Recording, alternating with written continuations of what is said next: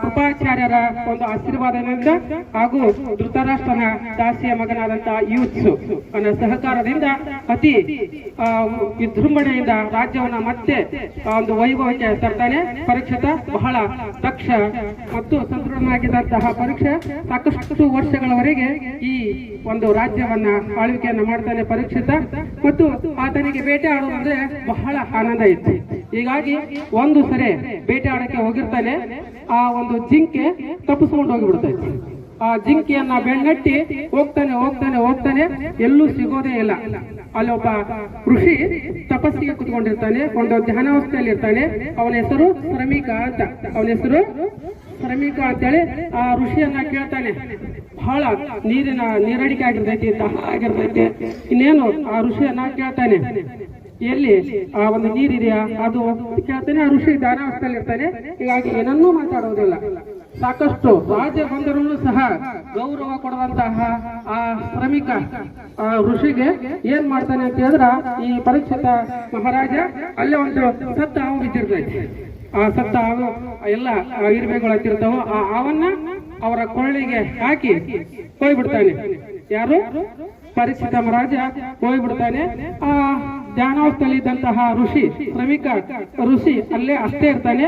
ಅವನ ಮಗ ಶೃಂಗಿ ಅಂತ ಅಲ್ಲಿಗೆ ಬರ್ತಾನೆ. ಶೃಂಗಿ ನೋಡ್ತಾನೆ, ತನ್ನ ತಂದೆಯ ಒಂದು ಕೊಳ್ಳಲ್ಲಿ ಹಾವು ಇದೆ. ಎಂತ ಹಾವು? ಸತ್ತ ಹಾವು. ಯಾರು ಅಂತೇಳಿ ತನ್ನ ದಿವ್ಯ ದೃಷ್ಟಿಯಿಂದ ನೋಡ್ತಾನೆ.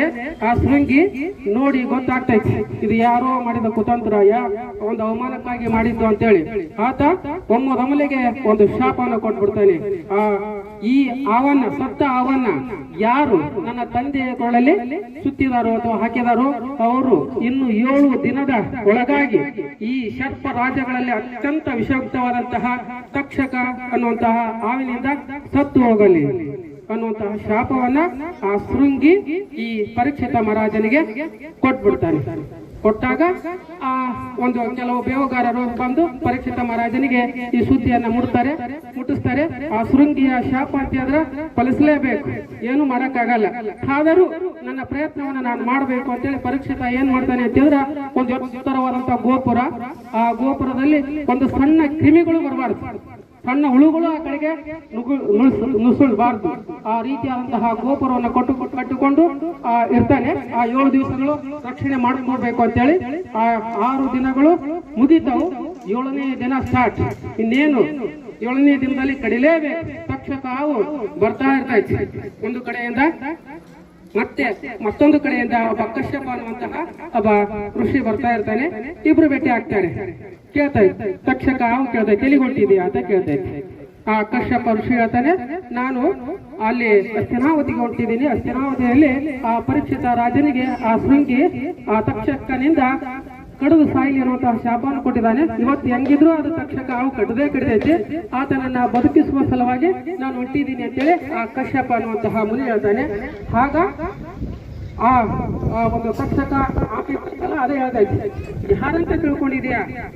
ಸುಮ್ಮನೆ ಸಾಧಾರಣ ಸರ್ಪಗಳು ಕಡಿದ್ರೆ ನೀನು ಬದುಕಿಸಬಹುದು, ಆದರೆ ಅದು ಘನಘೋರವಾದಂತಹ ವಿಷ ಸರ್ಪ, ಅಂತಹ ಅವನು ಕಡಿದ್ರೆ ನೀನು ಬದುಕಿಸ್ತೀಯ ಅಂತ ಆ ಒಂದು ವ್ಯಂಗ್ಯದಿಂದ ಕಶ್ಯಪನನ್ನ ಹಾವು ತಕ್ಷಕ ಹಾವು ಕೇಳ್ದೈತಿ. ಇಲ್ಲ, ಎಂಥದ್ದೇ ವಿಷ ಇರಲಿ, ಆ ವಿಷವನ್ನು ಹೋಗಲಾಡಿಸುವಂತಹ ಶಕ್ತಿ ನನ್ನಲ್ಲಿದೆ, ನಾನು ಬದುಕಿಸ್ತೀನಿ ಅಂತ ಆ ಕಶ್ಯಪ ಹೇಳಿದಾಗ, ನಾನೇ ಆ ತಕ್ಷಕ, ನಾನು ಈ ಗಿಡವನ್ನು ಕಡಿದು ಬಿಡ್ತೀನಿ, ನೋಡೋಣ ಹೇಗ್ ಬದುಕಿಸ್ತೀಯ, ಬದುಕಿಸು ಅಂತ ಆ ತಕ್ಷಕ ಹೇಳ್ತೈತಿ. ಆ ಒಂದು ಗಿಡಕ್ಕೆ ಕಡಿದು ಬಿಡ್ತೈತಿ. ಒಂದೇ ಒಂದು ಕ್ಷಣದಲ್ಲಿ ಆ ಗಿಡ ಒಣಗಿ ಹೋಗಿಬಿಡ್ತೈತಿ. ಆಗ ಆ ಒಂದು ಕಶ್ಯಪ ಮುನಿ ತನ್ನ ಎಲ್ಲ ಒಂದು ವಿದ್ಯೆಯಿಂದ ಆ ಒಂದು ಔಷಧಗಳಿಂದ ಹಚ್ಚಿ ಆ ಗಿಡವನ್ನ ಮಲಿನತೆ ಮಾಡಿಬಿಡ್ತಾನೆ. ಆಗ ತಕ್ಷಕನಿಗೆ ವಿಪರೀತವಾದಂತ ಆಶ್ಚರ್ಯ ಆಗ್ತೈತಿ. ತನ್ನ ಕಠೋರವಾದ ವಿಷವನ್ನ ಅದು ಹೆಂಗ ಅವನು ಶಮನ ಮಾಡದ ಅಂತೇಳಿ ಕೇಳ್ದೈತಿ. ಅಲ್ಲಯ್ಯ, ನೀ ಯಾಕೆ ಹೋಗ್ತಾ ಇದೀಯಾ? ಯಾಕೆ ಹೋಗಿ ಆತನನ್ನು ಬದುಕಿಸ್ಬೇಕು ಪರೀಕ್ಷಿತನ ಅಂತ ಕೇಳ. ಆ ಮುನಿ ಹೇಳ್ತಾನೆ, ನಾನು ಹೋಗುವುದರಿಂದ ನನಗೆ ಕೆಲವೊಂದಿಷ್ಟು ಐಶ್ವರ್ಯ ಸಂಪತ್ತಿನ ಅವಶ್ಯಕತೆ ಇದೆ. ನಾನು ಒಂದು ವೇಳೆ ಹೋಗಿ ಪರೀಕ್ಷಿತನನ್ನ ಬದುಕಿಸಿದರೆ ಪರೀಕ್ಷಿತ ಏನ್ ಮಾಡ್ತಾನೆ, ನನಗೆ ಸಾಕಷ್ಟು ಸಂಪತ್ತನ್ನು ಕೊಡ್ತಾನೆ. ಆ ಸಂಪತ್ತಿನಿಂದ ನನ್ನ ಜೀವನವನ್ನು ನಾನು ಒಂದು ಸುಲಭವಾಗಿ ನಾನು ಸಾಗಿಸಬಹುದು ಅನ್ನುವಂಥ ಉದ್ದೇಶದಿಂದ ನಾನು ಹೋಗ್ತಾ ಇದ್ದೀನಿ. ಅಂತ ಆ ಮುನಿ ಹೇಳಿದಾಗ ಆ ತಕ್ಷಕ ಹೇಳ್ದೈತಿ, ಇಲ್ಲ ನಿನಗೆ ಸಂಪತ್ತು ಬೇಕಲ್ಲ, ಆ ಸಂಪತ್ತು ಯಾಕೆ ಪರೀಕ್ಷೆಯನ್ನು ಕೊಡಬೇಕು, ನಾನೇ ಕೊಟ್ಬಿಡ್ತೀನಿ, ತೊಗೊಂಡು ಹೋಗ್ಬಿಡು ಇಲ್ಲಿಂದ, ನೀನು ಬದುಕಿಸುವ ಅವಶ್ಯಕತೆ ಇಲ್ಲ ಅಂತ ಹೇಳ್ದೈತಿ. ಹೀಗಾಗಿ ಆ ತಕ್ಷಕ ಅವರಿಗೆ ಸಂಪತ್ತನ್ನು ಕೊಟ್ಟು ಕಡಿಲಾಗ ಬರ್ತೈತಿ. ಒಂದು ಮಾವಿನ ಹಣ್ಣಿನ ಒಳಗಡೆ ಹೊಕ್ಕು ಆ ಮಾವಿನ ಹಣ್ಣು ಹೋಗಿ ಕೊಟ್ಟಾಗ ಆ ಹಣ್ಣಿನಲ್ಲಿ ಇರ್ತಕ್ಕಂಥ ಹಾವು ಸಣ್ಣ ದೊಡ್ಡದಾಗಿ ಒಂದು ಪರೀಕ್ಷಿತನಿಗೆ ಕಡದೆ ಬರ್ತೈತಿ. ಕೆಲವೇ ಗಂಟೆಗಳಲ್ಲಿ ಪರೀಕ್ಷಿತ ಸಾವನ್ನ ಅಪ್ತಾನೆ. ಇಷ್ಟು ಆಗೋದ್ರ ಒಳಗಾಗಿ ಅಲ್ಲಿ ಅವನ ಮಗ ಇರ್ತಾನೆ ಜನಮೇಜಯ ಅಂತೇಳಿ. ಅವನ ಮಗನ ಹೆಸರೇನು? ಜನಮೇಜಯ ಬೇರೆ ಊರಲ್ಲಿ ಬರ್ತಾನೆ. ಅವನು ರಾಜ ಆಗ್ತಾನೆ. ರಾಜ ಆದ್ರೂ ಈ ಒಂದು ತಂದೆಯ ಸಾವು ಅವನನ್ನ ಸದಾ ಕಾಡ್ತಾ ಇತ್ತು, ಹೇಗ್ ಸತ್ತ ಅಂತೇಳಿ. ಹೀಗಾಗಿ ಕೆಲವೊಂದು ಗೂಢಾಚಾರ್ಯರು ಇಂದ ಸುದ್ದಿಯನ್ನ ತಿಳ್ಕೊಳ್ತಾನೆ, ಹೆಂಗ್ ಸತ್ತ ಅಂತೇಳಿ. ಅವನಿಗೆ ವಿಪರೀತವಾದಂತ ಸಿಟ್ಟು ಬರ್ತೈತಿ. ಯಾಕಂತ ಹೇಳಿದ್ರ ಆ ಶೃಂಗಿಯ ಮೇಲೆ ಸಿಟ್ಟು ಬರಲ್ಲ. ಯಾಕಂತ ಹೇಳಿದ್ರೆ ತನ್ನ ತಂದೆಗೆ ಅವಮಾನ ಮಾಡಿದ್ದ, ಹೌದಿಲ್ಲ, ಆ ಶ್ರಮಿಕನಿಗೆ ಅವಮಾನ ಮಾಡಿದ್ದ. ಹೀಗಾಗಿ ಆತ ಶಾಪ ಕೊಟ್ಟಿದ್ದಾನೆ. ಅಲ್ಲಿ ಯಾವ ಒಂದು ಲೋಪದೋಷಗಳು ಕಾಣಿಸಲಿಲ್ಲ. ಯಾರಿಗೆ? ಆ ಜನಮೇಜಯಗೆ. ಅವನಿಗೆ ಎಲ್ಲಿ ಕಾಣಿಸ್ತು ಅಂತ ಹೇಳಿದ್ರ ಆ ಒಂದು ತಕ್ಷಕ ಅವನು ಬರ್ತಾ ಇತ್ತು. ತಕ್ಷಕ ಅವನು ಕಡಿಬೇಕು ಅಷ್ಟೇ. ಅವರ ಉದ್ದೇಶ ಏನು? ರಾಜನಿಗೆ ಕಡಿಬೇಕು, ಅದು ಶಾಪ. ಅದು ಮಾಡ್ಲಿ, ಕಡಿಲಿ. ಆದರೆ ಅವನನ್ನು ಯಾರನ್ನ? ಕಶ್ಯಪ ಮುನಿಯನ್ನ ಕಡಿಬೇಡ ಅಂತ ಸಂಪತ್ತನ್ನ ಕೊಟ್ಟು ಕಳಿಸಿದ್ದ. ಹೀಗಾಗಿ ಆ ಒಂದು ತಕ್ಷಕ ಅವಿನ ಮೇಲೆ ವಿಪರೀತವಾದಂತ ಸಿಟ್ಟು ಬರ್ತೈತಿ. ಯಾರಿಗೆ? ಜನಮೇಜಯ ರಾಜನಿಗೆ ಸಿಟ್ಟು ಬರ್ತೈತಿ.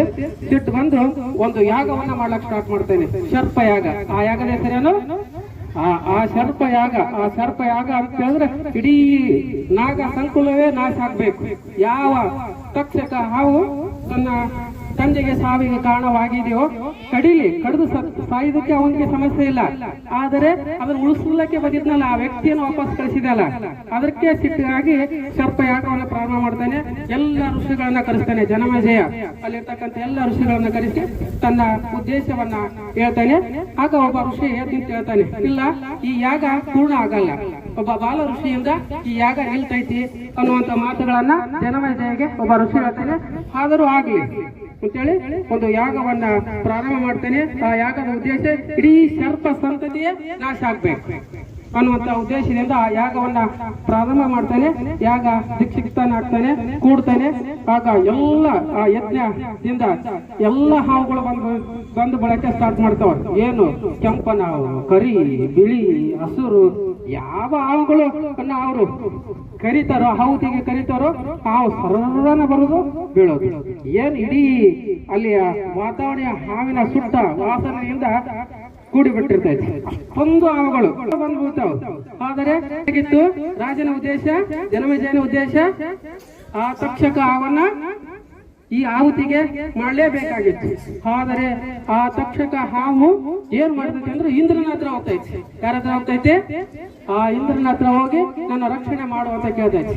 ಆಗ ಇಂದ್ರ ಆ ತಕ್ಷಕ ಹಾವಿಗೆ ಒಪ್ಪಿ ನನ್ನ ಅರಮನೆಯಲ್ಲಿ ಇರು, ಏನೂ ಮಾಡಕ್ ಸಾಧ್ಯ ಇಲ್ಲ ಯಾರು ಅಂತ ಹೇಳ್ತಾನೆ.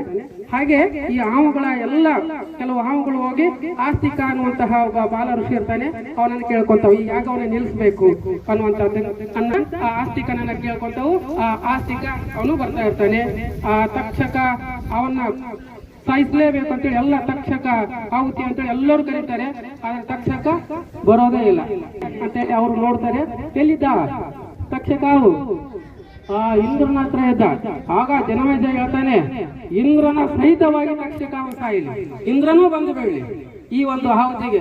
ಅಂದ್ರ ಮನುಷ್ಯನ ಯಾಗದ ಶಕ್ತಿ ಎಷ್ಟೈದೆ ಅನ್ನೋದು ಸಹ ಇಲ್ಲಿ ಗೊತ್ತಾಗ್ತೈತಿ.